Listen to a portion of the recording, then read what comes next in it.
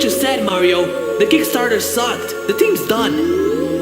The game wasn't much popular than people thought, boyfriend.